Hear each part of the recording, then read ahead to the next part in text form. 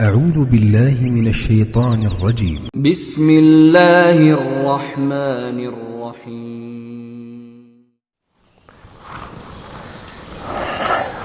پیچھے اذکار کی فضیلت بیان کی گئی ہے. اس میں رب کہتا ہے فاذکرونی اذکرکم، تم لوگ مجھے یاد رکھو تو میں تمہیں بھی یاد رکھوں گا. تو نبی علیہ السلام نے رب کو یاد رکھنے ہی کے یہاں پر یہ وظائف بتائے ہیں کہ انسان سو رہا ہے تو رب کو یاد کر کے سوئے، نیند سے اٹھتا ہے تو اٹھتے ہی وہ رب کو یاد کرے، وہ لباس پہنتا ہے تو رب کو یاد کرے، وہ گھر سے نکلتا ہے تو رب کو یاد کرے، گھر میں جاتا ہے تو رب کو یاد کرے، مسجد جا رہا ہے تو یاد کرے، باہر نکل رہا ہے تو یاد کرے. یعنی ہر لمحے کے اندر، ہر ایک موقع کے اوپر وہ رب کو یاد کرتا رہے، رب اسے یاد رکھے گا. تو جب ہم رب کو ان موقعوں کے اندر یاد نہیں رکھیں گے تو پھر رب بھی ہمیں نظر انداز کر دے گا. تبھی پھر ہمارے بھائی کہتے ہیں جی پریشانیاں بڑی ہیں، مشکلات بڑی ہیں، کوئی آسانی، کوئی حل نہیں ہو رہا.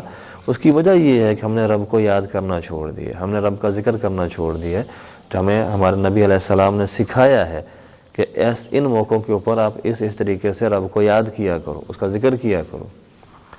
تو یہ پہلی دعا ہے ہماری اس کتاب کے اندر، نیند سے جاگنے کے اذکار.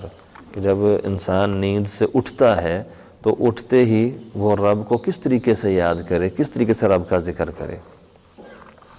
تو آپ فرماتے ہیں الحمدللہ الذی احیانا بعدما اماتنا والیہ النشور.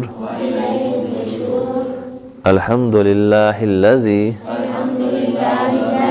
احیانا بعدما اماتنا والیہ النشور. اس کا ترجمہ کیا بنتا ہے؟ سب تعریفیں اللہ کے لیے ہیں جس نے ہمیں مارنے کے بعد زندہ کیا اور اسی کی طرف اٹھ کر جانا ہے.